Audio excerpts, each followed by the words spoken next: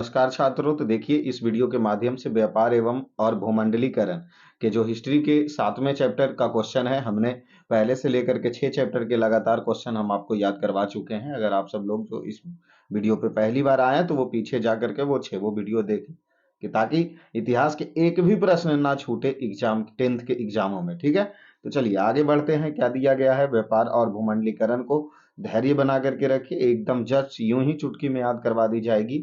जैसे कि देखिए, विश्व बाजार के रूप में कौन सा शहर पहले उभरा? तो अलेक्जेंड्रिया था। मतलब ये जो चारों ऑप्शन के हिसाब से अलेक्जेंड्रिया है वो विश्व बाजार के रूप में सबसे पहले उभरा था। ठीक है, अलेक्जेंडर के नाम आप सब सुने हैं ना, तो उसी से आप याद कर लीजिए ना, अलेक्जेंड्रिया। अलेक्जेंड्रिया विश्व बाजार के रूप में सबसे पहले उभरा था। चलिए अगला प्रश्न देखिए, क्या विश्व बाजार का विस्तार आधुनिक काल में किस समय से प्रारंभ हुआ था? तो ये 18वीं शताब्दी से विश्व बाजार का विस्तार होना आधुनिक काल में धीरे धीरे क्या हो गया था? शुरू हो गया था। अगले प्रश्न देखिए, विश्व बाजार का स्वरूप का आधार क्या था? तो जाहिर सी बात है कि वस्त्र उद्योग। सबसे पहले विश्व में वस्त्र उद्योग के माध्यम से ही पूरे विश्व में व्यापार होना शुरू हुआ। और जब विश्व में एक देश दूसरे देश से व्यापार करने की इच्छुक और वस्त्र उद्योग के मामला में जब आगे बढ़े, तो इससे ही विश्व बाजार की शुरुआत हुई। और इसमें कौन से वस्त्र की से शुरुआत हुई? तो वस्त्र उद्योग से विश्व बाजार का स्वरूप शुरू हुआ। ठीक है, अगले प्रश्न देखिए, क्या दिया है? विश्व व्यापार संगठन, जिसको WTO का नाम से जानते हैं, तो विश्व व्यापार संगठन की स्थापना कब हुई? तो 1995 ईस्वी में। इसको आप शॉर्ट फॉर्म में WTO, वर्ल्ड ट्रेड ऑर्गेनाइजेशन की स्थापना कब हुई? 1995 ईस्वी में। और इसकी मुख्यालय कहाँ है? जेनेवा में। कहाँ इसका मुख्यालय? जेनेवा में है। चलिए अगले प्रश्न देखिए, विश्व बैंक का मुख्यालय अर्थात WB, वर्ल्ड बैंक जिसको कहते हैं, जैसे वर्ल्ड बैंक से ऋण कोई भी देश मतलब लेता है, अगर वो देश वर्ल्ड बैंक उसको ऋण देना समझे तो उसके बहुत सारे नियम कानून होते हैं। वो नियम को अगर फॉलो करे तो वर्ल्ड बैंक किसी भी देश को ऋण देता है। जैसे हम सबको, आम आदमी को ऋण कौन देता है? जैसे बैंक से ऋण हम सब लेते हैं ना, इसी प्रकार देश को ऋण देता है कौन? World bank. और वही चीज पूछा जा रहा, वर्ल्ड बैंक अर्थात विश्व बैंक का मुख्यालय निम्न में से किस स्थान पर? तो जेनेवा। और अब हमने अभी ऊपर बताया कि WTO, वर्ल्ड ट्रेड ऑर्गेनाइजेशन, विश्व व्यापार संगठन का मुख्यालय भी जेनेवा। तो जेनेवा को आप भूलिए मत। उसके बाद अगले प्रश्न देखिए, विश्वव्यापी आर्थिक संकट किस वर्ष आई थी? तो आप सबको तो पता ही है कि 1929 ईस्वी के आर्थिक संकट जो था वो पूरे विश्व पर इसका प्रकोप नजर आया था देखने के लिए। ठीक है, कि ये इतनी आर्थिक संकट खतरनाक था कि जिसमें रुपया का वैल्यू कम गया था और वस्तु का वैल्यू बढ़ गया था। एक कहावत कही जाती है विश्व आर्थिक संकट के बारे में, विश्वव्यापी आर्थिक संकट के बारे में, कि एक राहगीर चल रहा था और मान लीजिए आप ही थे, और एक टोकरी में पैसा रखा हुआ है और दूसरी टोकरी मतलब मान लीजिए एक ही टोकरी है। चलिए ठीक है, आप राहगीर पे चल रहे थे, एक रास्ते पे चल रहे हैं, उस एक टोकरी में पैसा रखा हुआ। ठीक है, और विश्व आर्थिक संकट मंदी का प्रभाव ये होता है कि ये टोकरी का पैसा पैसा को वहीं पर उछल देता है और टोकरी घरे लेके जाता है। क्या समझे? पैसा को वहीं पर उछल देगा, पैसा को छोड़ देगा, और टोकरी सिर्फ है ना जो टोकरिया को घरे लेके जाएगा। इसको कहते हैं विश्व आर्थिक संकट। अर्थात विश्व आर्थिक संकट में वस्तु का वैल्यू बढ़ जाता है और पैसा का वैल्यू कम जाता। पैसा का वैल्यू क्या हो जाएगा? एकदम कम जाएगा। और वो टोकरी घरे लेके गया क्योंकि वस्तु का वैल्यू क्या हो चुका? बढ़ चुका। पैसा आपके पास करोड़ों क्यों ना है, फिर भी वस्तु का अभाव ही विश्व आर्थिक संकट, 1929 के आर्थिक संकट वाले खतरनाक आर्थिक संकट में, जो आज तक या इससे पहले कभी ऐसा संकट नहीं आया था। कौन से? 1929 की आर्थिक संकट। चलिए अगला प्रश्न आते हैं, भारत में अकाल कब पड़ा? तो 1850 से 1920 ईस्वी के बीच में हल्का फुल्का अकाल की थी, जो कि कृषि के मामला में उपज बहुत कम हुआ करते थे। ठीक है, तो भारत में अकाल पड़ा था उसी समय। चलिए अगले प्रश्न आइए, भारत में केनाल कॉलोनी किस प्रांत में बनी? तो ये पंजाब के क्षेत्रों में केनाल कॉलोनी बनी थी। ठीक है, आगे बढ़ते हैं। क्या दिया गया? भारत में नई आर्थिक नीति की घोषणा कब हुई? तो 1991 ईस्वी में नई आर्थिक नीति की क्या हुई? घोषणा हुई। कि आर्थिक नीति अर्थात नए व्यापार करने की नीति 1991 ईस्वी में घोषणा हुई थी। चलिए अगले प्रश्न देखिए, भूमंडलीकरण की शुरुआत किस दशक में हुई? तो 1990 ईस्वी के दशक में भूमंडलीकरण की क्या हुई? शुरुआत हुई। भूमंडलीकरण का परिभाषा आपको सब्जेक्टिव में बता दिया जाएगा, आप इंतजार कीजिए, यहाँ सिर्फ याद रखिए 1990। अगले प्रश्न देखिए, क्या भूमंडलीकरण शब्द का ईजाद किसने किया? तो इसका जॉन विलियम्स के द्वारा भूमंडली शब्द का ईजाद किया गया था। चलिए अगले प्रश्न देखिए, भूमंडलीकरण शब्द का सबसे पहला इस्तेमाल अमेरिका में कब हुई? 1990 ईस्वी में। और आप समझ रहे हैं कि भूमंडलीकरण हमारे यहाँ भी 1900 नई आर्थिक नीति 1991 में अपनाई गई। भूमंडलीकरण शब्द का इस्तेमाल 90। चलिए अगले प्रश्न देखिए, यूरोप में कौन सी संस्था उदय आर्थिक दृष्टि प्रभावों को समाप्त करने के लिए हुआ?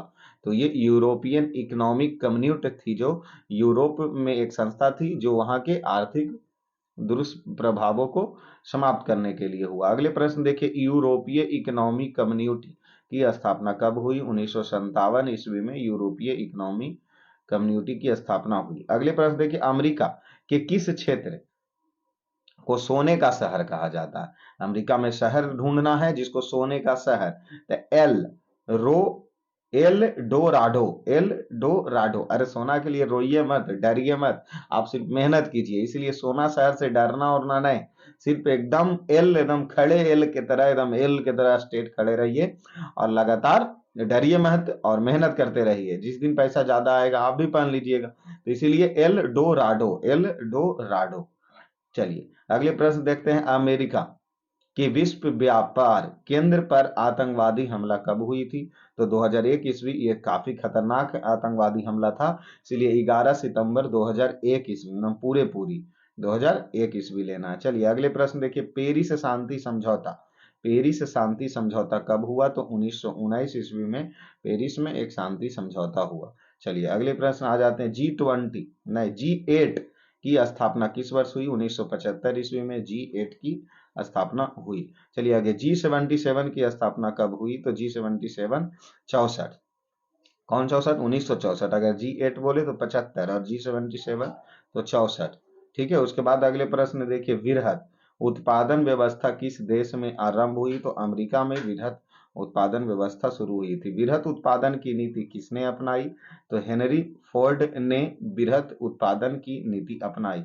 अगले प्रश्न देख लीजिए क्या दिया गया, प्रथम विश्व युद्ध के समाप्ति के बाद किसके द्वारा यूरोपीय की अर्थव्यवस्था का पुनः जीवित करने का प्रयास किया गया? तो अमेरिका। किसके द्वारा? अमेरिका। क्या प्रश्न पूछ रहा, प्रथम विश्व युद्ध की समाप्ति के बाद, प्रथम विश्व युद्ध की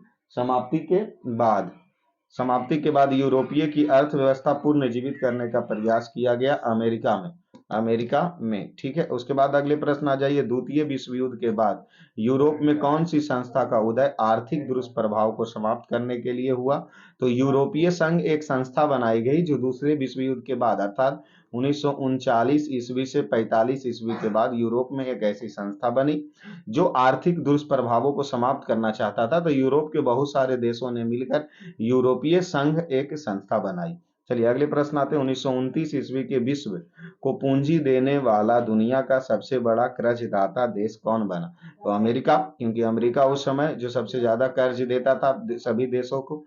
अगले प्रश्न आइए, 1820 से 1914 ईस्वी के बीच विश्व व्यापार में कितना गुना वृद्धि हो गई? तो 25 से 40 गुना की वृद्धि हुई थी 1820 ईस्वी के।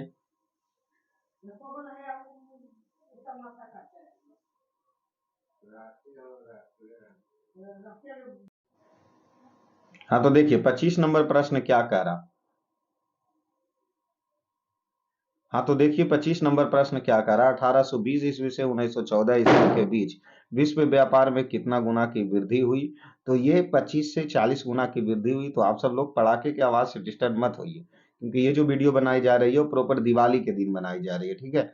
तो अगल बगल में पटाखे भी छूटते रहेंगे और आप सब लोग बस अपने एकाग्रता पर फोकस करते रहिए और बस लगातार मेहनत करते रहिए। ठीक है। दिवाली को छोड़िए, दिवाली अपना काम कर रहा है, हम सब क्लास कर लेंगे पहले 15 मिनट 20 मिनट का, उसके बाद जाकर के दिवाली बम पड़ाका छोड़ते रहिए जी। चलिए आगे आ जाते हैं, क्या दिया, कच्चा कपास का निर्यात 1800 ईस्वी से 1872 ईस्वी के बीच 5% से बढ़कर कितना प्रतिशत हो गया था, तो 35% हो गया था, क्योंकि व्यापार काफी उस समय प्रगति पर चल रहा था।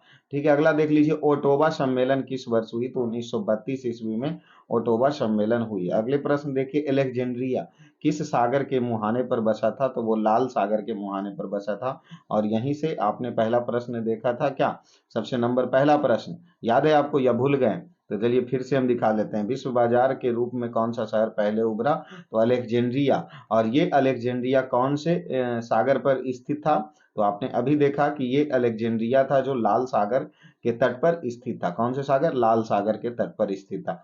चलिए अगले प्रश्न आइए, आयरलैंड में आलू अकाल कब हुआ था, तो 1845 से 1849 ईस्वी के बीच में आयरलैंड में आलू का क्या पड़ा था, अकाल पड़ा था। आलू अकाल किस देश में हुआ था, तो अभी हमने देखा कि आयरलैंड में हुआ था। कब, 1845 से 1849 ईस्वी के बीच में। अलेक्जेंड्रिया नगर की स्थापना किसके द्वारा की गई थी, तो सिकंदर, विश्व विजेता सिकंदर। खुद को बोलता था पर है नहीं था, क्योंकि जब ये मगध को ही नहीं जीत सका तो विश्व विजेता कहलाया कैसे। ठीक है, लेकिन अपने आप को कहता था विश्व विजेता। चलिए अगले प्रश्न आते हैं, आधुनिक युग में अर्थव्यवस्था के क्षेत्र में होने वाले सबसे बड़ी क्रांति कौन सी थी, तो औद्योगिक क्रांति, क्योंकि औद्योगिक क्रांति इंग्लैंड, समझ रहे हैं ना, इंग्लैंड पिछले चैप्टर में करवाया। आर्थिक संकट मंदी के कारण यूरोप में कौन सी नई शासन प्रणाली का उदय हुआ, तो फासीवाद और नाजीवाद शासन प्रणाली का उदय हुआ था। कहाँ, यूरोप में। अंतरराष्ट्रीय मुद्रा कोष आईएमएफ का मुख्यालय कहाँ है, तो वाशिंगटन डीसी। क्या है, वाशिंगटन डीसी, अमेरिका में पड़ती है। चलिए बहुत अच्छा। अगले प्रश्न आइए, गुलामी प्रथा का प्रचलन किस देश से शुरू हुआ, तो अमेरिका, क्योंकि सबसे पहले गुलाम अगर बना था तो कहाँ, अमेरिका। गुलामी प्रथा का प्रचलन कहाँ हुआ, अमेरिका में हुआ। साम्यवादी गुट का अगुआ देश कौन सा है, तो सोवियत संघ। साम्यवादी के सबसे आगे रहने वाले तो सोवियत संघ के देश ही साम्यवादी के गुट के अगुवाई देश थे। चलिए अगले प्रश्न आइए, चटनी म्यूजिक किस देश में मशहूर है, तो मियाद और गुआन में, मियाद और गुआन में। अगले प्रश्न देखिए, क्या 38 नंबर, बाजार का स्वरूप विश्वव्यापी किस क्रांति के बाद हुई, तो औद्योगिक क्रांति के बाद हुई। वह देश जिस पर आर्थिक मंदी का प्रभाव बिल्कुल नहीं पड़ा, वो देश कौन था, रूस, क्योंकि रूस एक समाजवादी देश था। हाँ, तो 40 नंबर प्रश्न देखिए क्या दिया गया, कार्ल लॉ द्वारा ब्रिटेन में किस अनाज को आयात प्रतिबंधित कर दिया गया था, तो ये मक्के अनाज को प्रतिबंधित कर दिया गया था। अगले प्रश्न देखिए, जर्मनी की क्षतिपूर्ति राशि को किस सम्मेलन में कम कर दिया गया, तो ब्रुसेल्स के सम्मेलन में जर्मनी की जितनी क्षतिपूर्ति राशि थी उसको कम कर दिया। धन निष्कासन के सिद्धांत का प्रतिपादन किसने किया, तो दादा भाई नौरोजी के द्वारा यह सिद्धांत था धन निष्कासन का सिद्धांत। रेशम मार्ग कहां से आरंभ होता है, तो चीन से होता है। अगले प्रश्न देख लीजिए, पास्ता सिसिली इटली में किसके द्वारा ले जाया गया था, तो यह अरबों के द्वारा पास्ता सिसिली जो इटली में ले गया था। ईस्ट इंडिया कंपनी भारत से अफीम का निर्यात किस देश को करती थी, तो चीन को, क्योंकि चीन सबसे ज्यादा अफीम की खपत देश थे। चलिए अगले प्रश्न आते हैं, कॉर्न लॉ किस देश में पारित किया गया, तो ब्रिटेन में कॉर्न लॉ पारित किया गया। और ये अफीम सबसे ज्यादा खरीदता था, क्योंकि निर्यात शब्द दिया तो सबसे ज्यादा ईस्ट इंडिया कंपनी चीन से अफीम खरीदता था।